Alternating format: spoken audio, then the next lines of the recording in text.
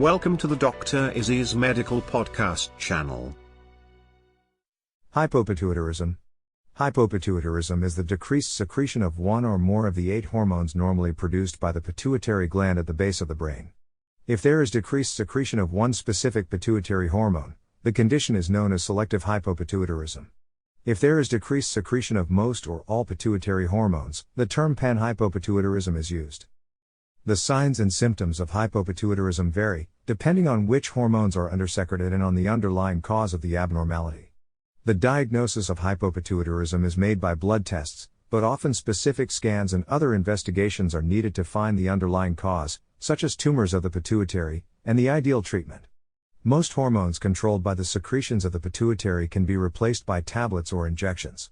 Hypopituitarism is a rare disease, but may be significantly underdiagnosed in people with previous traumatic brain injury. The first description of the condition was made in 1914 by the German physician Dr. Morris Simmons. Signs and symptoms.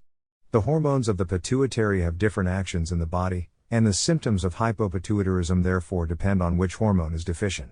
The symptoms may be subtle and are often initially attributed to other causes.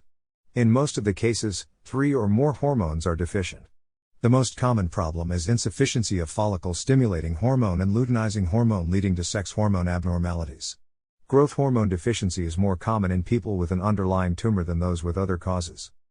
Sometimes, there are additional symptoms that arise from the underlying cause. For instance, if the hypopituitarism is due to a growth hormone-producing tumor, there may be symptoms of acromegaly, and if the tumor extends to the optic nerve or optic chiasm, there may be visual field defects.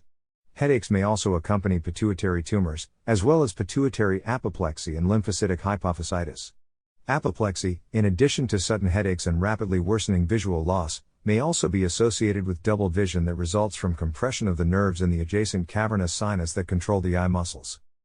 Pituitary failure results in many changes in the skin, hair and nails as a result of the absence of pituitary hormone action on these sites.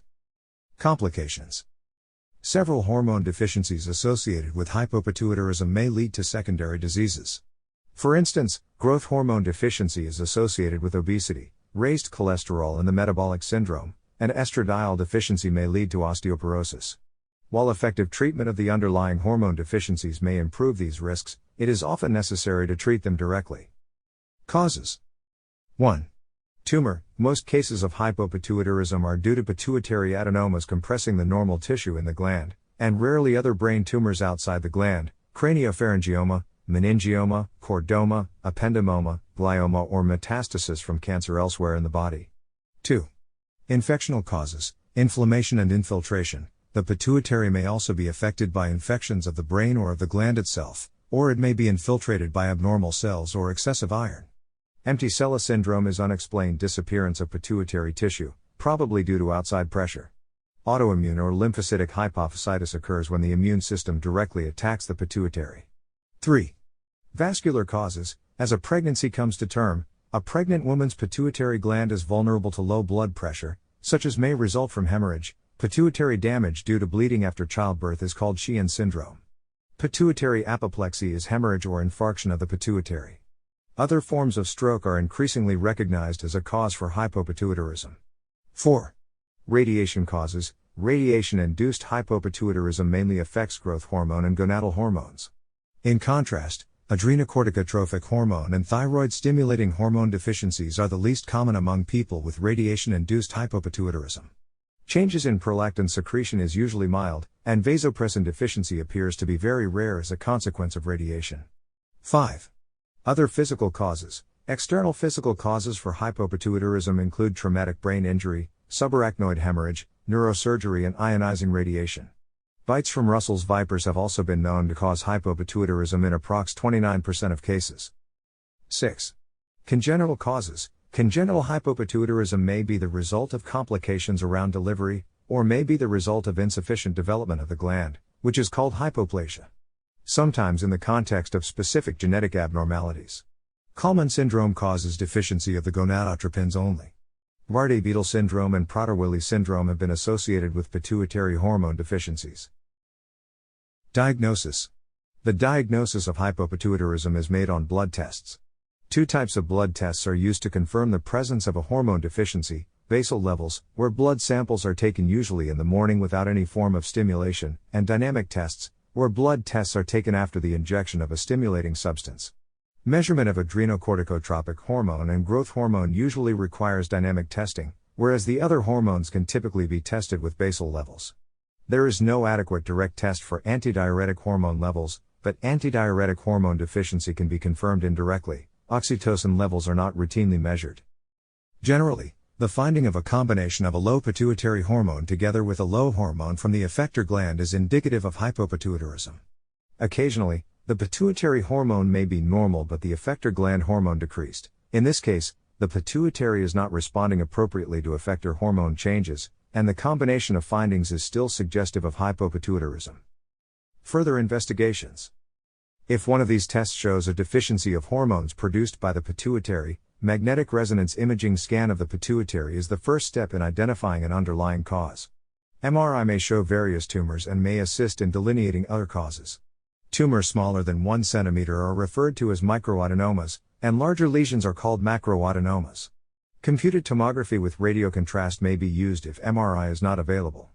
Formal visual field testing by perimetry is recommended, as this would show evidence of optic nerve compression by a tumor.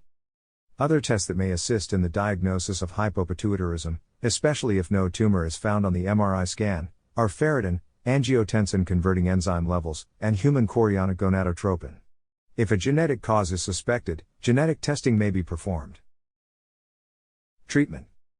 Treatment of hypopituitarism is threefold: removing the underlying cause, treating the hormone deficiencies, and addressing any other repercussions that arise from the hormone deficiencies. 1. Underlying cause.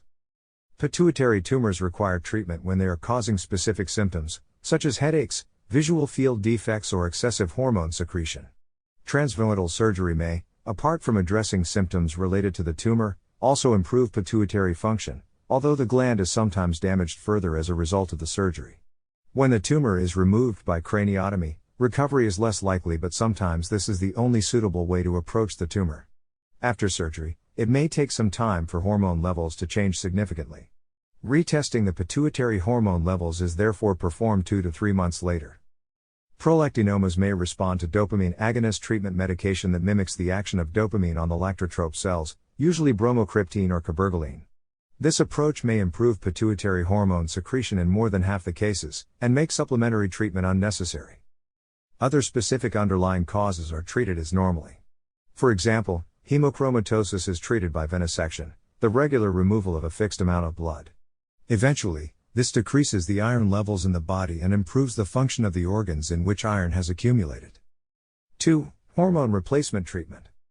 Most pituitary hormones can be replaced indirectly by administering the products of the effector glands: hydrocortisone for adrenal insufficiency, levothyroxine for hypothyroidism, testosterone for male hypogonadism, and estradiol for female hypogonadism.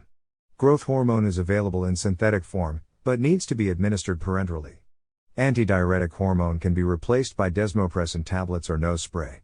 Generally, the lowest dose of the replacement medication is used to restore well-being and correct the deranged results, as excessive doses would cause side effects or complications. Those requiring hydrocortisone are usually instructed to increase their dose in physically stressful events such as injury, hospitalization, and dental work, as these are times when the normal supplementary dose may be inadequate, putting the patient at risk of adrenal crisis. Difficult situations arise in deficiencies of the hypothalamus-pituitary-gonadal axis in both men and women who experience infertility. Infertility and hypopituitarism may be treated with subcutaneous infusions of follicle-stimulating hormone, human chorionic gonadotropin, which mimics the action of luteinizing hormone, and occasionally gonadotropin-releasing hormone. Thank you for listening Dr. Izzy's Medical Podcast Series. If you want to support this project, please subscribe the channel and like this video. Thank you.